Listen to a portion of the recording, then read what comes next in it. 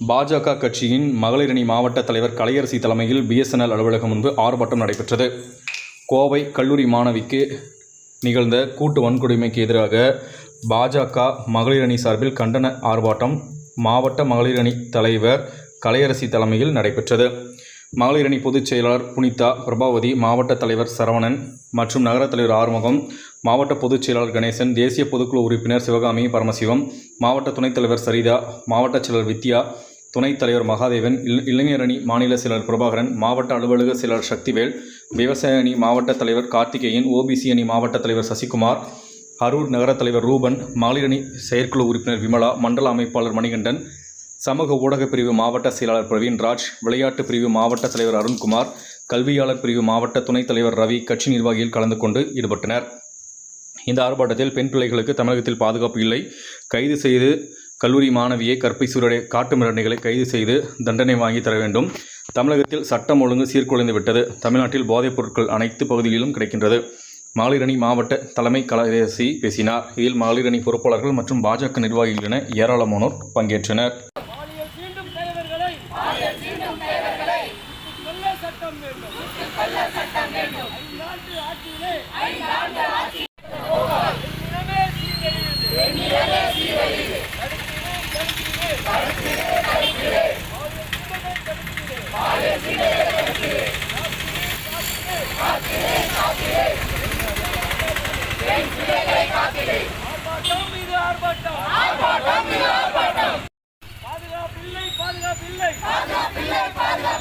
பெண் பிள்ளைகளுக்கு பாதுகாப்பில்லை.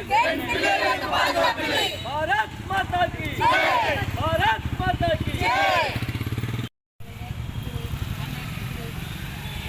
சரவணன்ஜி அவர்களையும் பொதுச் செயலாளர்கள்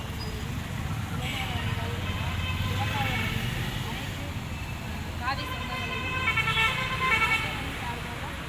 வருக வருக என வரவேற்கிறேன். மாணவியும் அவருடைய நண்பரும் விமான நிலையத்திற்கு முன்பாக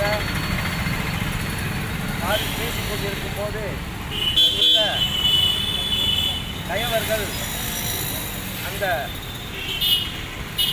மாணவியின் நண்பரை அறிவாளால் வெட்டிவிட்டு அந்த கயவர்கள் எல்லாம் கொண்டு சேர்ந்து அந்த மாணவியை பாலியல் சீண்டலுள்ளாக்கி கூட்டு பலாத்காரம் பண்ணி பாலியல் சீண்டலை ஏற்படுத்தியுள்ளார்கள். இதனை இந்த போக்கு எப்படி காட்டுகிறது என்றால், திமுக அரசு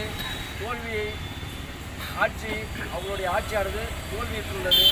இதுபோன்று தமிழகத்திலே தொடர்ந்து மகளிர்களுக்கு பெண் இனத்திற்கு பாதுகாப்பு இல்லை என்பது வெட்ட வெளிச்சமாக தெரிகிறது.